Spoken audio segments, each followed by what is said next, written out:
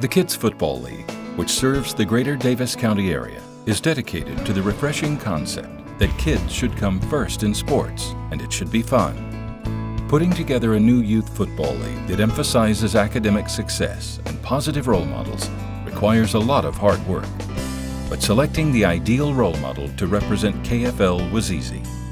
He is Tom Watson, former Owensboro Mayor, successful businessman, humanitarian, and longtime football and baseball coach. Tommy's inspiring story has a Hollywood gloss to it, but his miraculous recovery from a near-fatal accident when he was a teenager, his mastery of a difficult and demanding profession, his successful political career, and his absolute refusal to quit despite overwhelming odds is not a Hollywood drama.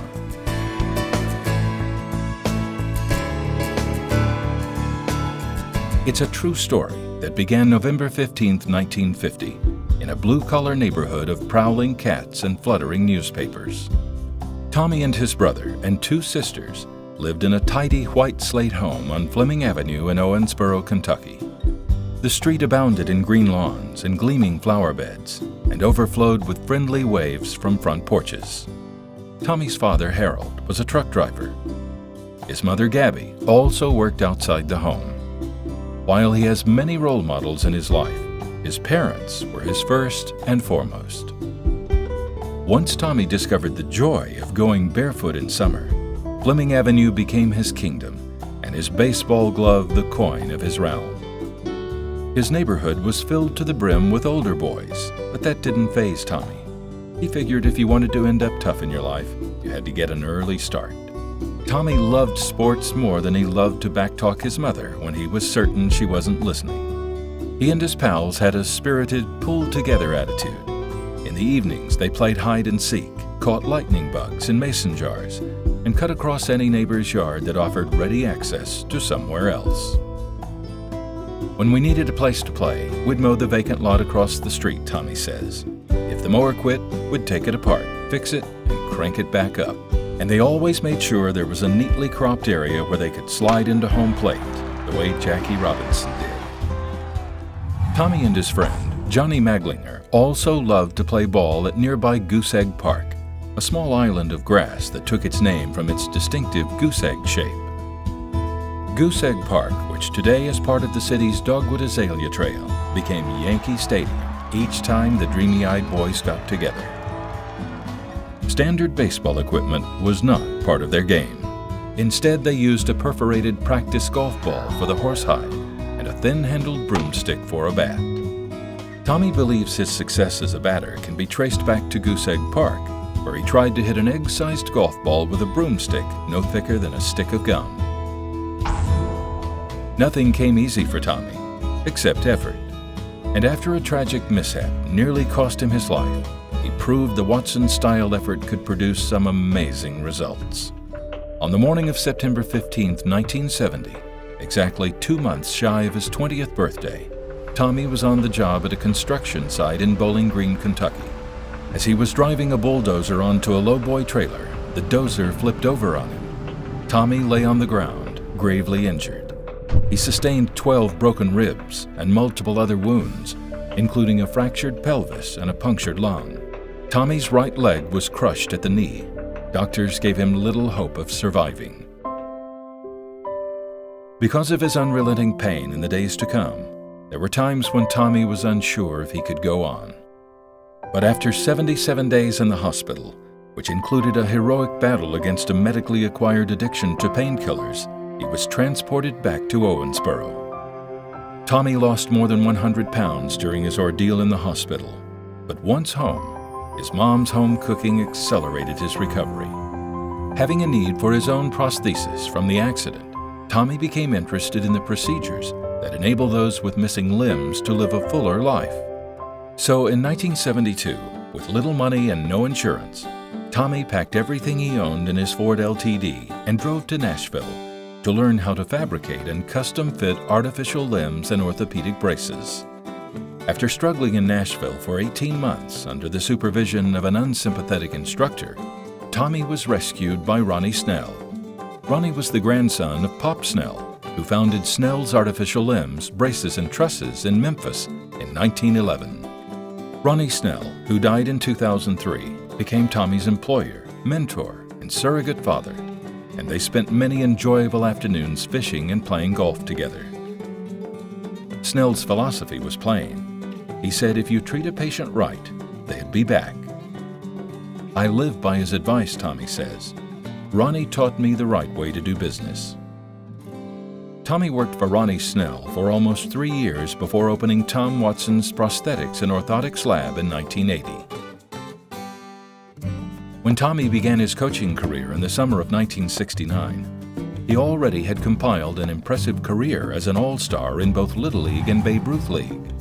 He also was a standout catcher for Owensboro High School and the Velvet Bombers, an American Legion team whose storied tradition of excellent players under Hall of Fame coach Jack Hicks is still remembered in the community today.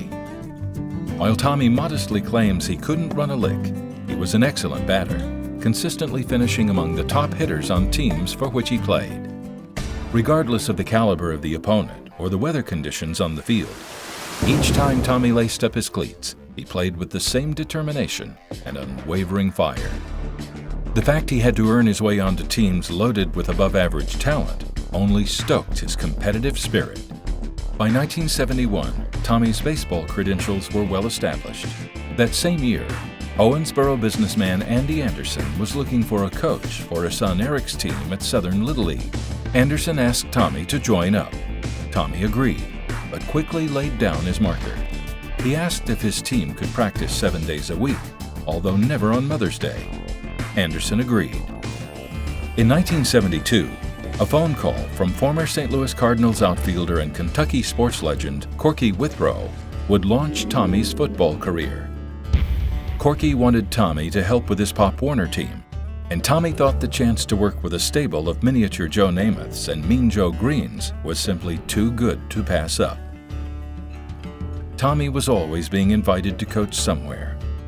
In 1978, the invite came from Buzz Van Meter, a former president of the Owensboro Babe Ruth League and a member of Owensboro's first All-Star team to make it to a World Series. Van Meter asked Tommy if he could temporarily fill in as a freshman football coach at Owensboro Catholic High School. Temporarily, as it turned out, lasted 10 years. Tommy eventually became an assistant varsity football coach and inspired the Aces to become highly competitive on the playing field. Tommy really didn't ask much of his players. He just told them to give it their best each day, and when the supply ran out, go home and bring back some more tomorrow. Believing the baseball team needed a manager who was also a full-time teacher, Tommy encouraged Apollo High School's Gary Bartlett to apply for the vacant coaching position. Bartlett and Tommy became a perfect blend. The kids loved Bartlett, while Tommy was there to hammer it down. The combo of good cop Bartlett and bad cop Watson harvested a select crop of baseball players and turned the 1985 Owensboro Catholic baseball squad into a team of destiny. After a shaky early going, the Aces, which included Mike Fulkerson, Mike Pippin, and Tommy's son David, burned through the tournament and polished off Louisville's Pleasure Ridge Park to win the state championship in Elizabethtown. An Owensboro Catholic icon was in attendance that memorable day. Harold Mischel, the school's revered athletics director, was instrumental in starting sports programs in the Catholic grade schools in the early 1950s. Tommy had a special appreciation for Mischel's historic contributions to the program, and after the last out of the state championship game was recorded, Tommy looked toward Mischel in the stands and lifted his cap in tribute. Smiling broadly, the AD acknowledged Tommy's gesture with a grandfatherly nod. To this day, Tommy recalls that special moment with pride and pleasure. Because he set such high minimal goals for himself, Father Ed Bradley, chaplain at Owensboro Catholic School, knew Tommy would have some difficult times in the coaching field. Through his guidance, Father Bradley helped transform Tommy from a hard-nosed coach into a sympathetic and supportive advisor to young athletes. "You're defined by your actions," Tommy says, recalling the cherished words of his friend Dr. Jack Blackstone Jr., "and I have evolved." Tommy sets some pretty high standards for his business, too, and while on the job, he can be as tough as a wire brush. "I've been taking care of people all these years, and I've seen some remarkable things," Tommy says. He believes people only use a fraction of their human potential, and it upsets him. I've dealt with Iraqi and Afghanistan veterans who have lost all 4 of their limbs, Tommy says. They're just trying to figure out how to get up, and they haven't quit, so why should I? One afternoon in 1979 at the Southern Little League Park, Tommy, looking dapper as always, walked over to the concession stand and ordered a hot dog. The sweet-natured volunteer who served him applied a little too much mustard, and a portion of the spicy condiment landed on Tommy's hand. The volunteer reached for a napkin and quickly cleaned up the spill. In doing so, Barbara's hand touched Tommy's. Their hearts have touched ever since. Barbara and Tommy have been married 34 years, and Tommy has helped raise 2 wonderful sons with her. By his mid-30s, Tommy's life was running smoother than a barber's clippers over a flat top. His expanding business was recognized for its compassionate care of patients, and he was enjoying life with Barbara and their 2 sons. At the same time, he wanted to do more for his community and the world at large. Sensing an opportunity, Tommy was intrigued by an offer to perform humanitarian service in Central America. In 1986, Nicaragua was involved in a civil war. The Contra militia, funded and trained by the CIA, was challenging the communist-leaning Sandinistas for control of the government. In conjunction with the U.S. Agency for International Development, Tommy was invited by a fellow professional to fly to Costa Rica and Honduras to help soldiers who had lost limbs in the war.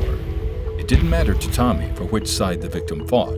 If someone needed help, Tommy gave it.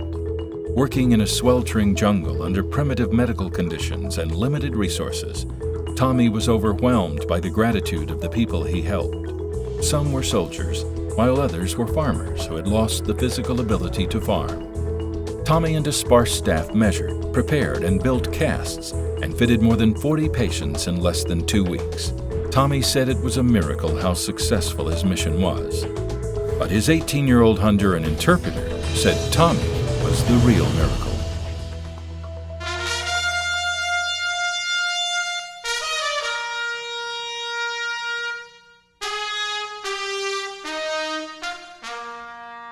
In 1996, the United Way of the Ohio Valley named Tommy a community hero and awarded him the opportunity to become one of the worldwide participants to carry the official Olympic torch. First lit in Olympia, Greece, the torch was relayed 15,000 miles to its ultimate destination at the Olympic Stadium in Atlanta. In Louisville, after receiving the flame from the American ambassador to Greece, Tommy hoisted the torch above his head and walked a pre-designated distance before giving it to the next person in line. After completing his duties, Tommy searched for his grandson Easton, whom he knew was somewhere in the crowd with his parents. Within seconds, Tommy was cradling his 6-month-old grandson in his arms. That moment, Tommy says, was the highlight of his day. Having worked on the campaigns of several Republican candidates in the past, and having conducted meetings for their special needs of wounded veterans and persons with physical disabilities, Tommy felt he was seasoned enough to run for mayor of Owensboro. But before formally announcing his candidacy, he asked his mother for advice. "Haven't you suffered enough?" she said. A close friend suggested that if he won, he could always ask for a recount. Tommy was elected mayor of Owensboro in 2005. During his term, he established productive relationships with politicians such as Senators Mitch McConnell and Jim Bunning, as well as Ron Lewis, a member of the U.S. House of Representatives. Owensboro's existing economic infrastructure and appeal to prospective employers were substantially bolstered during Tommy's time in office, when Senator McConnell informed Tommy that Owensboro would receive $40 million toward its waterfront project. "I nearly fell out of my chair after I got that call," Tommy said. During Tommy's term as mayor, he made a point never to turn down an official invitation. He realized the importance of showing existing and potential primary employers that the city of Owensboro was on their side.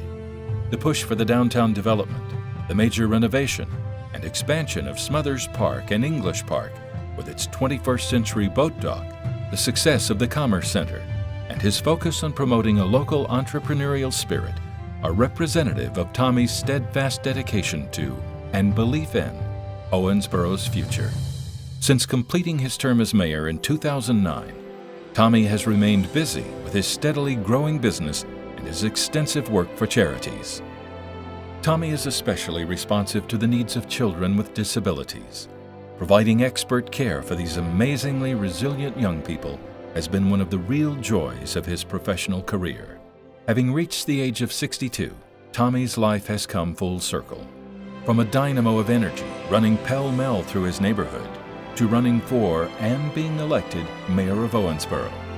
From a teenage star athlete with an unlimited future, to a teenager who lay crushed on the rocky ground of a construction site in Bowling Green, Kentucky. From a directionless vagabond living a seemingly pointless life, to finding and marrying the woman who completes his life. From an aspiring entrepreneur with only a few pennies in his pocket, to a successful businessman who is a former president of his profession's trade association. From playing Santa Claus for the children at the Daniel Patino shelter, to becoming Santa Claus to casualties of a Central American Civil War. From then until now, from yesterday unto this minute, Tommy has never quit trying to become a better man.